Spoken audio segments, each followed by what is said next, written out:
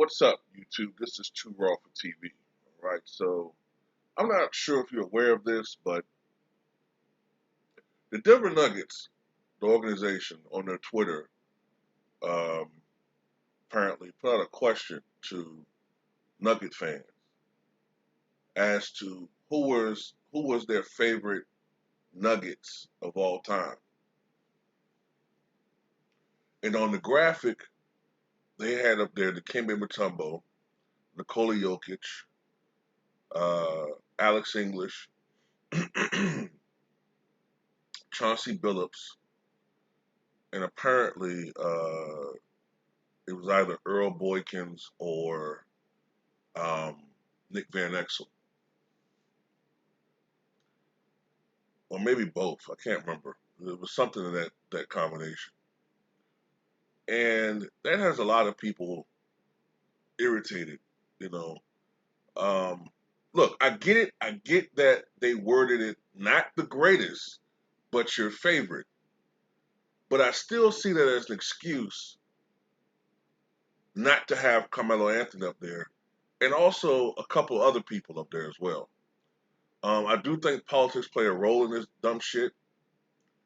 Um, Even if it is your favorite, okay, and just because fans or the organization may not like the fact that Carmelo left Denver in a rather, you know, I guess it wasn't the most amicable split.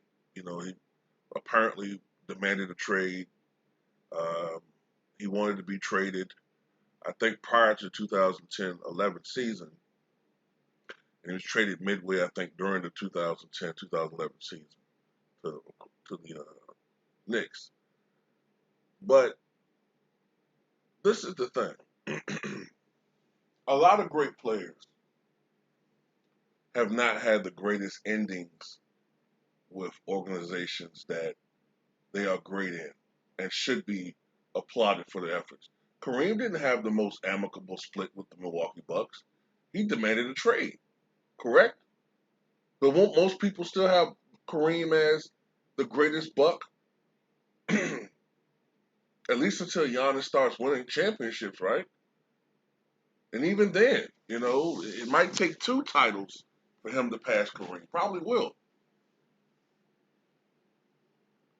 Nobody takes Kareem off of Milwaukee. Who's your favorite? What a cop out. That's a fucking cop out, man.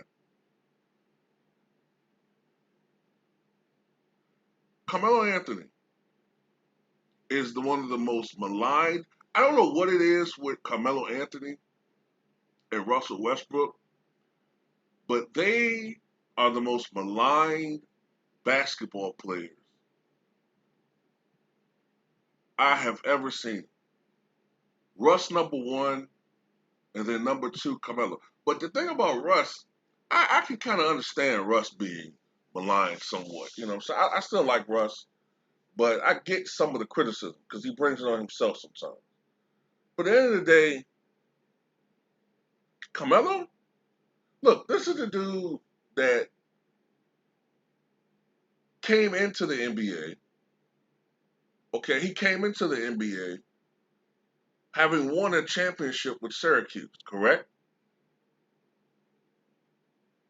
I think he averaged like 25 and 10 during that run. Okay, won a won an NCAA championship.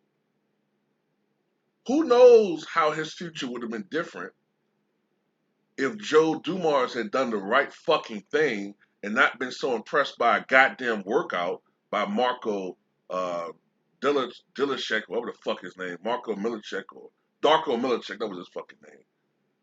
If he hadn't been so impressed by that workout, he would have done the right thing, selected Carmelo Anthony. Anthony most likely probably would have won a championship his first year in the NBA, and they probably would have won in 2005 if Anthony was on the roster. Because if they went 7 games with the Spurs and held a lead in Game 7 only to blow it, with Anthony, the added scoring punch, you have to think that he could have won 2 rings his first 2 years. Then the year when they won 64 games in 2006 with Anthony on the roster, maybe they win a third ring. Maybe.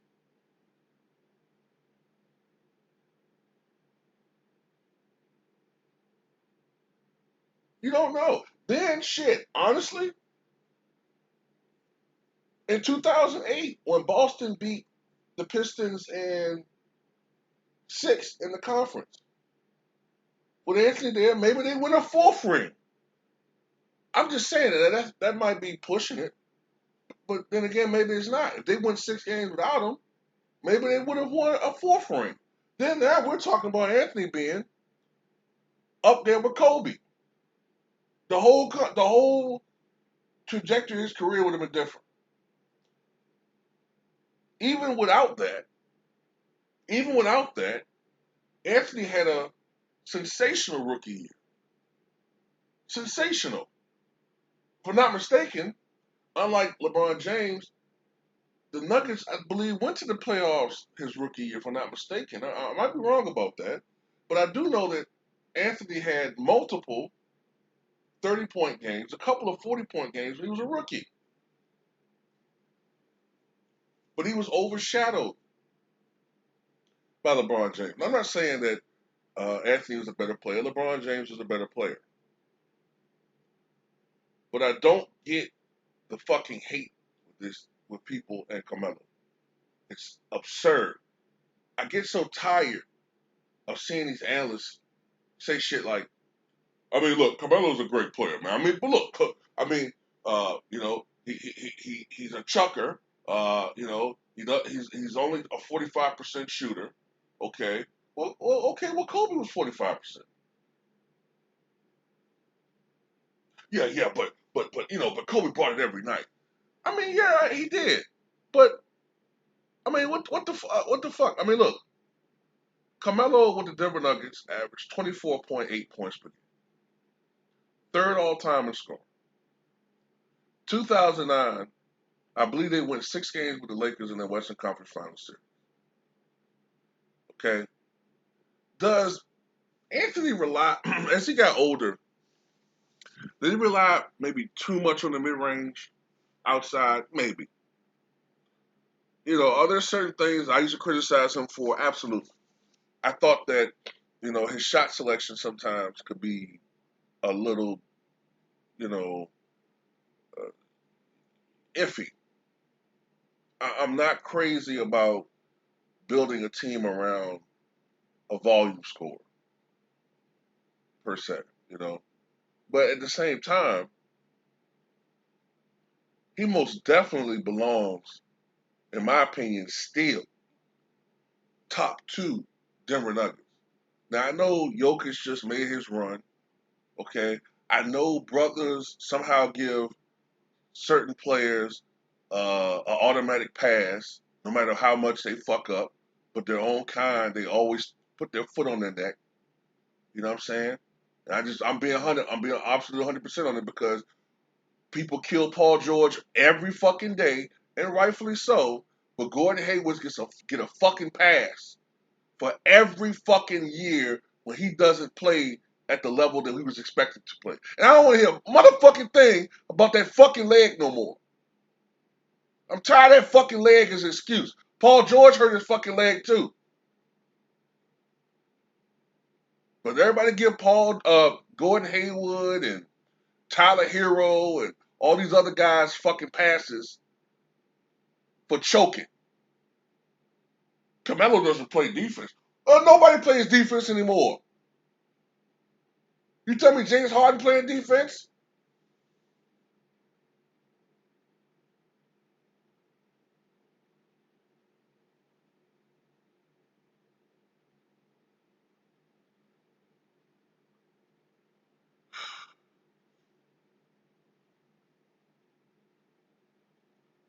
Nikola Jokic, I don't have an issue with him being on this list. Um, especially with the run they've had this year. Um, best all around center in the league. Uh, you know, I don't have an issue with him being on that graphic. Alex English, to me, he's the greatest Nugget. I know Some people will say it's Carmelo, but the reason why I put Alex English ahead of Carmelo, Carmelo played 7.5 years with Denver. Alex English played something like, how long did he play with them? Something like 13 years. I want to say either 11 or 12 years or something like that. I think 11 or 12 years he played with Denver. Leading scorer in the 1980s. I think he averaged like 22 or 23 points a game with Denver. Won a scoring title in 82, 83, excuse me, with Denver. Um, only problem is that when he was with Denver, um, he played in the same era with Magic Johnson and Lakers. you know, also with the Houston Rockets, whether it was the Moses Malone version Rockets or the later on the Ralph Sampson Elijah Wan version or the Elijah Wan version. So uh, solo version. So he wasn't going to get into the NBA Finals to those teams. But every year, Alex English was a perennial All Star. He was a great scorer. He was an efficient scorer. He wasn't flashy, but he always shot about 50% from the floor or higher. Um, he was automatic from the mid range, something that's rare nowadays. He was a great offensive rebounder for a position. He was an underrated passer. He was a great player. So yeah, to me, he's still the greatest Denver Nugget. My issue is with the other guys. First of all, why is Chauncey Billups on that graphic? Yeah, he had a nice run the second time around. Okay, he had a nice run, but someone justify to me why Chauncey Billups, Nick Van Exel, and Earl Borkins. Earl Borkins is a role player. He was a role player. Where is Fat Lever? Where is Kiki Vandeweghe, another high scorer for the Denver Nuggets in the early to mid 1980s? Where is he? Where is David Thompson? Where is David Thompson? Back when they were the ABA, played with Denver the first couple years, and they moved to the NBA. Where's David Thompson? Skywalker, 73 points in a game. Famously battled George Gervin for the 1977-78 scoring title. To the last day, the closest scoring championship of all time. The last day of the season, Skywalker scored 73 points against the Detroit Pistons, I think it was. Had 53 points at halftime. Looked like he was going to win the scoring title, but then George Gervin, I can't remember who they were playing. I can't remember the team they were playing, but he scored 63 points to win the scoring title. He needed 58 to get it. But, where's David Thompson? Where is Dan Essel? Well, I know why Dan Essel's not up there. Dan Essel's not up there, not because, you know, he's only the second leading scorer in the history of the franchise. And it was a great player. It's up there because of what he said that time when he got fired as a coach to one of the fans. That's why he's not up there. That's why I say it's politics. It's not about who is a great player.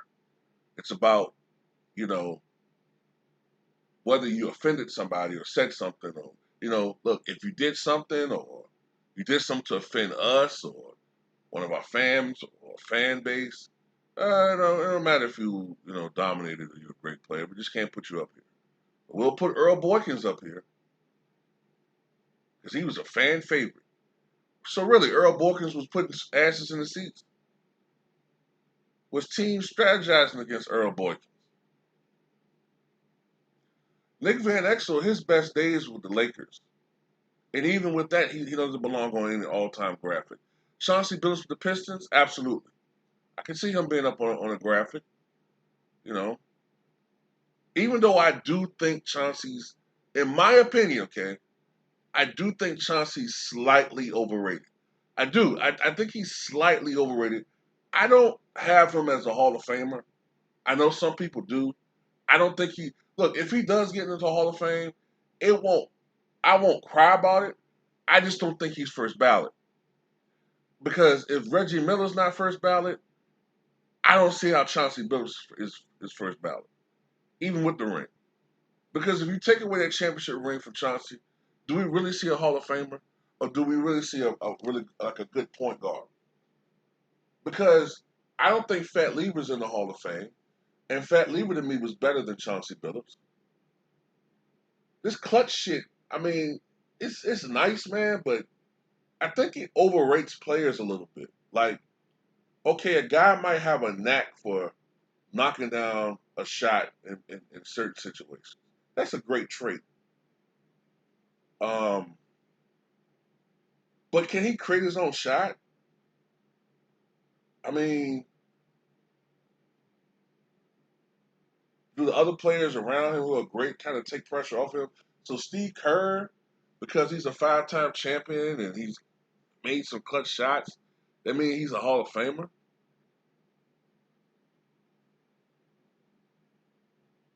Robert Ory, seven-time champion, he's a Hall of Famer. No, he's not. You know, you can just watch. If you just watch them play, you know they're not Hall of Famers. They're role players. Chauncey was a great, was a really good crunch time performer. He was a great shooter, especially from outside.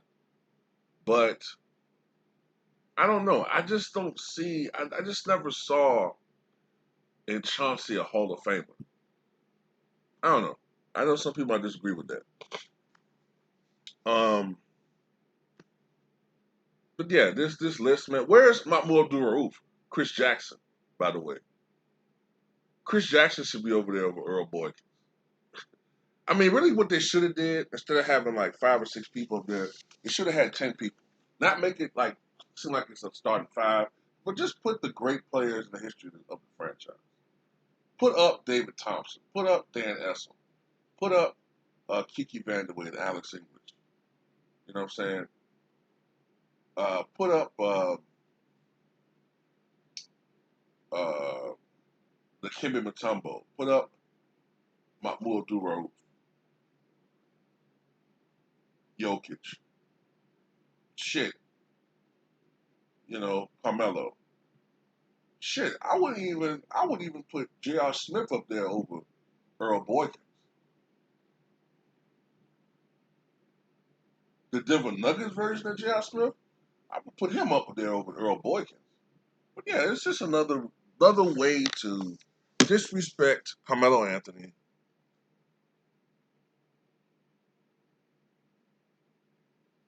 No respect.